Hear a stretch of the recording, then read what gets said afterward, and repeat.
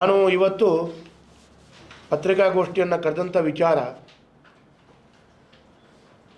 ಹೇಳುವಂಥ ವಿಚಾರಗಳನ್ನು ಮಾಧ್ಯಮದಲ್ಲಿ ನೀವು ಭಾಳ ಒಳ್ಳೆಯ ರೀತಿಯಲ್ಲಿ ಬಿಂಬಿಸಿ ರಾಜ್ಯ ಸರ್ಕಾರ ಇದಕ್ಕೆ ತುರ್ತಾಗಿ ಕ್ರಮವನ್ನು ವಹಿಸ್ಕೊಳ್ಬೇಕು ಅಂತ ಹೇಳುವಂಥ ಬೇಡಿಕೆಯನ್ನು ನಾನು ಇಡ್ಲಿಕ್ಕೆ ಬಯಸ್ತಾ ಇದ್ದೇನೆ.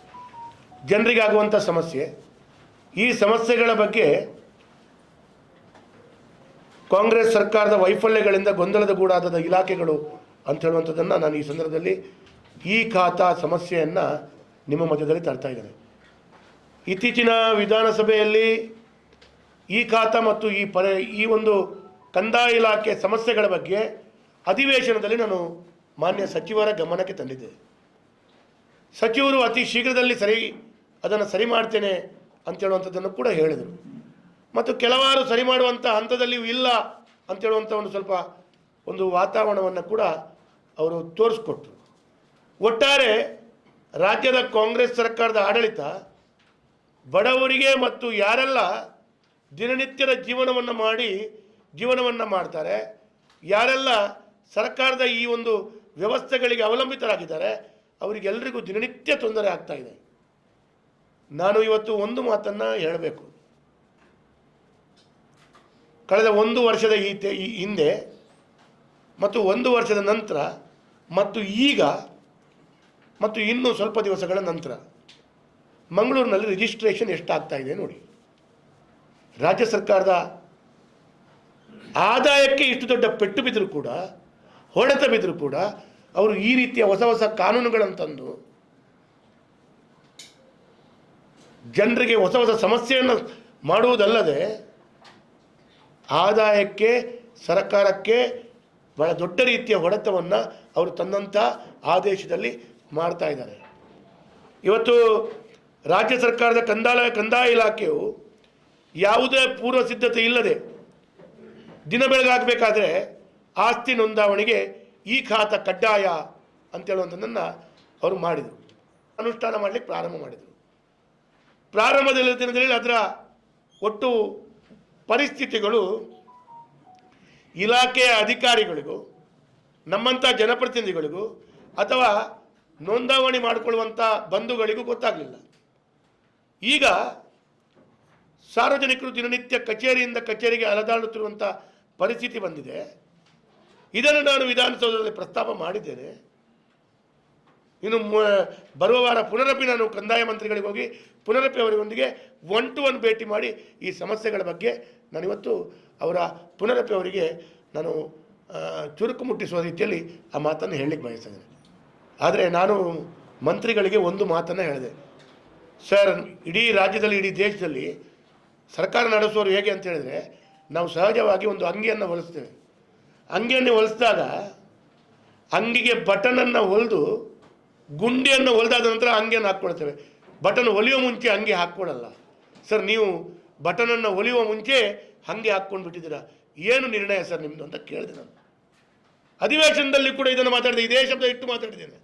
ಇವತ್ತು ಹೇಳ್ತೇನೆ ಜನಸಾಮಾನ್ಯರಿಗೆ, ಕಾವೇರಿ 2 ತಂತ್ರಾಂಶ ಇವರು ಜೋಡಣೆಯನ್ನು ಈ ಖಾತಾದೊಂದಿಗೆ ಹೊಸದಾಗಿ ಜೋಡಣೆಯನ್ನು ಅವರು ಮಾಡಿಕೊಂಡಿದ್ದಾರೆ. ಕಾವೇರಿ 2 ತಂತ್ರಾಂಶ ಮತ್ತು ಈ ಖಾತಾವನ್ನು ಜೋಡಣೆ ಮಾಡಿದ ಕಾರಣ, ಕಂಪಲ್ಸರಿಗೆ ಈ ಖಾತಾ ಕಂಪಲ್ಸರಿ ಮಾಡಿದ ಕಾರಣ ಇವತ್ತು ರಿಜಿಸ್ಟ್ರೇಷನ್ ಗಣನೀಯವಾಗಿ ಕುಸಿತಾ ಇದೆ. ಇನ್ನು ಮುಂದಿನ ದಿನಗಳಲ್ಲಿ 100ಕ್ಕೆ 100 ರಿಜಿಸ್ಟ್ರೇಷನ್ ನಿಂತು ಹೋಗುವ ಪರಿಸ್ಥಿತಿಗಳು ಬರ್ತದೆ.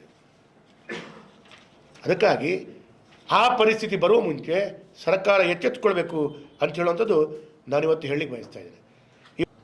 ಎಗ್ರಿಕಲ್ಚರಲ್ ಆಸ್ತಿ ಹೊಂದಿದವರಿಗೆ ಎಗ್ರಿಕಲ್ಚರಲ್ ರಿಜಿಸ್ಟ್ರೇಷನ್ ಮಾಡಿಕೊಳ್ಳಲಿಕ್ಕೆ ಅವಕಾಶಗಳಿದೆ. ಅದರಲ್ಲಿ ಕೂಡ ಇನ್ಕಮ್ ಟ್ಯಾಕ್ಸ್ ಆ್ಯಕ್ಟ್ನಲ್ಲಿ ಅದಕ್ಕೆ ರಿಬೇಟ್ ಸಿಗಬೇಕು ಅಂದರೆ ಅವರ ವಾರ್ಷಿಕ ಆದಾಯಗಳು ಇನ್ಕಮ್ ಟ್ಯಾಕ್ಸ್ ಡಿಪಾರ್ಟ್ಮೆಂಟ್ ನೋಡುತ್ತೆ. ಆದರೆ ಇಲ್ಲಿ ಒಂದು ಎಗ್ರಿಕಲ್ಚರ್ ಪ್ರಾಪರ್ಟಿ ಇದ್ದವನು ಅವನು ಇನ್ನೊಂದು ಎಗ್ರಿಕಲ್ಚರಿಸ್ಟಿಗೆ ಆ ಜಾಗವನ್ನು ಮಾರುವ ಹಾಗೆ ಇಲ್ಲ.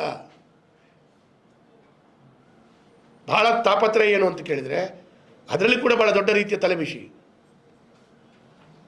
ಹಳೆಯ ಮನೆಗಳು ಕನ್ವರ್ಷನ್ ಬಂದದ್ದು ಯಾವಾಗ? ಕನ್ವರ್ಷನ್ ಬಂದದ್ದು ಇತ್ತೀಚಿನ ಒಂದು 40-50 ವರ್ಷಗಳಲ್ಲಿ. ಉದಾಹರಣೆಗೆ ಮಂಗಳೂರಿನ DC ಕಚೇರಿ, ಈಗ ಇರುವ DC ಕಚೇರಿ ಭಾಳ ಪುರಾತನ ಬಿಲ್ಡಿಂಗ್. ವೆನ್ಲಾಕ್ ಆಸ್ಪತ್ರೆ ಪುರಾತನ ಬಿಲ್ಡಿಂಗ್. ಅವತ್ತು ಅಲ್ಲಿ ಬಿಲ್ಡಿಂಗ್ ಕಟ್ಟುವಾಗ ಕನ್ವರ್ಷನ್ ಅಂತೇಳಿ ಆರ್ಡರ್ ಬಂದಿಲ್ಲ, ಆಸ್ ಇಟ್ ಈಸ್ ಅಗ್ರಿಕಲ್ಚರ್ ಲ್ಯಾಂಡಲ್ಲಿ ಕಟ್ಟಿದ್ದಾರೆ. ಈಗ ವೆನ್ಲಾಕ್ ಆಸ್ಪತ್ರೆಯಲ್ಲಿ ಹೊಸ ಬಿಲ್ಡಿಂಗ್ ಕಟ್ಟಿದ್ದಾರೆ. ಇಲಾಖೆ ಎಲ್ಲಿ ಕನ್ವರ್ಷನ್ ಆರ್ಡರ್ ಕೇಳಿದೆ? ನಾನು ಉದಾಹರಣೆಗೆ ಹೇಳಿದ್ದು. ಇದನ್ನು ಸರ್ಕಾರಿ ವ್ಯವಸ್ಥೆಗಳಿಗೆ ಅದನ್ನು ಉಪಯೋಗ ಮಾಡಿಕೊಳ್ಳಿಕ್ಕೆ ಸರ್ಕಾರ ಕೇಳಲ್ಲ. ಆದರೆ ನಮ್ಮಂಥ ಖಾಸಗಿ ವ್ಯಕ್ತಿಗಳಿಗೆ ಕನ್ವರ್ಷನ್ ಆರ್ಡ್ರೇ ಕಂಪಲ್ಸರಿ ಮಾಡ್ತಾ ಇದ್ದಾರೆ. ಅಂದರೆ ನೀವು ಅಗ್ರಿಕಲ್ಚರ್ ಪ್ರಾಪರ್ಟಿಯಾಗಿ ಇಟ್ಕೊಳ್ಳುವಾಗಿಲ್ಲ, ನೀವು ಕನ್ವರ್ಟೆಡ್ ಪ್ರಾಪರ್ಟಿ ಮಾಡಬೇಕು ಅಂತೇಳುವಂಥ ಒಂದು ದಾಖಲೆಗಳನ್ನು ಮಾಡಿದ್ದಾರೆ. ಇದನ್ನು ಕೂಡ ನಾನು ವಿಧಾನಸೌಧದಲ್ಲಿ ಈ ಪ್ರಶ್ನೆಯನ್ನು ಎತ್ತಿದೆ. ಆದರೆ ಈ ಪ್ರಶ್ನೆಯನ್ನು ಅತಿ ಶೀಘ್ರದಲ್ಲಿ ನಾನು ಬಗೆಹರಿಸ್ಕೊಡ್ತೇನೆ ಅಂತೇಳಿ ವಿಧಾನಸೌಧದಲ್ಲಿ ಮಂತ್ರಿಯಲ್ಲಿ ಹೇಳಿದರು. ಆದರೂ ಅದರ ಬಗ್ಗೆ ಯಾವುದೇ ಕಾರ್ಯಪ್ರವೃತ್ತರು ಇನ್ನೂ ಕೂಡ ಇಲಾಖೆ ಆಗಿಲ್ಲ ಅಂತೇಳಿ ನನಗೆ ತಿಳಿದು ಬಂದಿದೆ. ಅದರ ಒಟ್ಟಿಗೆ ಈ ಖಾತಾ ಸಮಸ್ಯೆಗಳು ಇನ್ನೊಂದಿದೆ. ಇವತ್ತು ಈ ಖಾತಾ ದಾಖಲೆಗಳನ್ನು ಮಾಡುವ ಪ್ರಾಥಮಿಕ ಹಂತದಲ್ಲಿ ಮೊಬೈಲ್ ಮೂಲಕ ಆಸ್ತಿಯ ಸ್ಥಳಸೂಚಿ ಸೆರೆಹಿಡುವ ಸಮಯದಲ್ಲಿ ಲೊಕೇಶನ್ ಕ್ಯಾಪ್ಚರ್ ಅಂತ ಹೇಳ್ತಾರೆ. ಎಲ್ಲೋ ಗ್ರಾಮಾಂತರ ಭಾಗದಲ್ಲಿ ಹೋದರೆ ಅಲ್ಲಿ ನೆಟ್ವರ್ಕ್ ಸಮಸ್ಯೆ, ಈಗಂತೂ ನಗರ ಭಾಗದಲ್ಲೇ ನೆಟ್ವರ್ಕ್ ಸಮಸ್ಯೆ. ಜೈಲರ್ ಜಾಮರ್ ಹಾಕಿದ್ದಾರೆ. ಉದಾಹರಣೆಗೆ ನಾಳೆ ಇಲ್ಲಿ ಒಂದು ಈ ಕೊಡಿಯಾಲ್ಬೈಲ್ ಗ್ರಾಮದಲ್ಲಿ ಒಂದು ರಿಜಿಸ್ಟ್ರೇಷನ್ ಮಾಡಬೇಕು. ಅವರು ಆ ಜಾಗದಲ್ಲಿ ಬಂದು ಲೊಕೇಶನ್ ಕ್ಯಾಪ್ಚರ್ ಮಾಡಲಿಕ್ಕಿದೆ, ಲೊಕೇಶನ್ ಕ್ಯಾಪ್ಚರ್ ಮಾಡಲಿಕ್ಕೆ ನೆಟ್ವರ್ಕ್ ಬಿಡ್ತಾ ಇಲ್ಲ. ಏನು ಮಾಡಬೇಕು ಹೇಳಿ ಅವನು? ಇದು ಹೊಸದಾಗಿ ಬಂದಂಥ ಸಮಸ್ಯೆ. ಈಗ ಇದು ಬಿಡಿ, ಅದನ್ನು ಕೆಲವು ದಿವಸದಲ್ಲಿ ಬಗೆಹರಿಸೋದಷ್ಟರಲ್ಲಿ ನಾಳೆ ಜಿಲ್ಲಾಧಿಕಾರಿಗಳು ಮತ್ತು ಪೊಲೀಸ್ ಕಮಿಷನರ ಮೀಟಿಂಗ್ ಮಾಡಬೇಕು ಅಂತೇಳಿ ನಾನು ಮನವಿ ಮಾಡಿಕೊಂಡಿದ್ದೇನೆ. ಒಂದೆರಡು ದಿವಸದಲ್ಲಿ ಮೀಟಿಂಗ್ ಮಾಡಿ ಅದನ್ನು ಸರಿ ಮಾಡಿಸುವಂಥದ್ದಷ್ಟರಲ್ಲಿ ಸಭೆಯನ್ನು ಕರಿತೇವೆ. ಅದೊಂದು ವಿಷಯ, ಯಾವುದು ಜೈಲ್ ಜಾಮರ್. ಆದರೆ ತಾಂತ್ರಿಕ ಸಮಸ್ಯೆ ಆದ ಕಾರಣ ಇದನ್ನು ಬಗೆಹರಿಸ್ಕೊಳ್ಳಿಕ್ಕೆ ಆಗ್ತಾ ಇಲ್ಲ ಅಂತ ಹೇಳೋದು ಇವತ್ತು ಎಲ್ಲರಿಗೂ ಗೊತ್ತಾಗುವಂಥ ವಿಷಯ. ನೋಂದಾವಣಿ ಮಾಡುವಾಗ ನೋಂದಾವಣಿ ಶುಲ್ಕ ಮತ್ತು ಮುದ್ರಾಂಕ ಶುಲ್ಕ ಕರ್ನಾಟಕ ರಾಜ್ಯ ನೋಂದಣಿ ಪತ್ರದಲ್ಲಿರುವ ಸ್ಥಳಸೂಚಿ, ವಾರ್ಡ್, ಬ್ಲಾಕ್, ಸ್ಟ್ರೀಟ್ ಆಧಾರದಲ್ಲಿ ಶುಲ್ಕವು ಆಗುತ್ತದೆ. ನಿವೇಶನ ಸ್ಥಳಸೂಚಿ ನಿಗದಿ ಆಗಿದ್ದರೂ ಸಾಫ್ಟ್ವೇರ್ ತಂತ್ರಾಂಶದ ನ್ಯೂನತೆಯಿಂದ ಸ್ಥಳಸೂಚಿ ರಸ್ತೆಯ ನಂಬರವು ಇನ್ಯಾವುದೋ ವಾರ್ಡ್ಗಳ ರಸ್ತೆ ನಂಬರ್ ದಾಖಲಾಗ್ತಾ ಇದೆ. ಉದಾಹರಣೆಗೆ ಗ್ರಾಮಾಂತರ ಭಾಗದಲ್ಲಿ ಒಂದು ಏರಿಯಾವನ್ನು ಕ್ಯಾಪ್ಚರ್ ಮಾಡಿ ಅಪ್ಲೋಡ್ ಮಾಡುವಾಗ ಅದು ಬೇರೆ ವಾರ್ಡ್, ಬೇರೆ ಸ್ಟ್ರೀಟ್ ತೋರಿಸ್ತಾ ಇದೆ, ಮತ್ತು ಆ ಸ್ಟ್ರೀಟ್ ಅಂತ ಹೇಳುವಂಥದ್ದು ತೋರಿಸಿ ಆ ಸ್ಟ್ರೀಟನ್ನು ರೇಟನ್ನು ಹಾಕುವಾಗ ಆಗ್ತಾ ಇದೆ. ನಾನು ಉದಾಹರಣೆ ಕೊಟ್ಟು ಬರೆದಿದ್ದೇನೆ. ಅಲ್ಲಿ ನೋಡಿ, ಮುಖ್ಯ ರಸ್ತೆಯ ಸ್ಥಳಸೂಚಿ ತಂತ್ರಾಂಶದಲ್ಲಿ ಕೋಟಿಮೂರ ಸರಿಪಳ್ಳ ಮುಖ್ಯ ರಸ್ತೆ ಅಂತ ತೋರಿಸ್ತದೆ ಅಂತೇಳಿ ಉದಾಹರಣೆ ಕೊಟ್ಟು ಬರ್ತಿದ್ದೇನೆ. ಪ್ರಾಕ್ಟಿಕಲಿಯಲ್ಲಿ ಹೋಗಿ ಮಾಡುವಾಗ ಬರುವಂಥ ಸಮಸ್ಯೆಗಳು. ಹಾಗಾಗಿ ಈ ಖಾತೆ ಮಾಡುವಂಥ ಆಸ್ತಿಯು ಸ್ಥಳಸೂಚಿ ಸರಿ ಇಡುವಾಗ ಲೊಕೇಶನ್ ಕ್ಯಾಪ್ಚರನ್ನು ವಾರ್ಡ್ ಹೆಸರು ನಮೂದೊಳಗೆ ಮಾಡುವಂಥದ್ದು. ಇದರಿಂದ ಸಂಬಂಧಿತ ನಗರ ಪಾಲಿಕೆಯಲ್ಲಿ ಕೂಡ ಈ ಖಾತವನ್ನು ಪಡೆಯಲು ಕಷ್ಟವಾಗಿದೆ. ಸರ್, ನಾನು ಒಂದೇ ಹೇಳ್ತೇನೆ, ಇದನ್ನು ಕೂಡ ಹೇಳಬೇಕು. ಇವತ್ತು ಮಂಗಳೂರಿನ 60 ವಾರ್ಡ್ಗಳು ಕೂಡ ಆ್ಯಸ್ ಎ ಸಾಫ್ಟ್ವೇರ್ನಲ್ಲಿ 60 ವಾರ್ಡಿನ ಎಲ್ಲ ಪ್ರಾಪರ್ಟಿಗಳು ಮಂಗಳೂರಿನ ಮಹಾನಗರ ಪಾಲಿಕೆಯಲ್ಲಿ ಕೂಡ ಅಪ್ಲೋಡ್ ಆಗಿಲ್ಲ.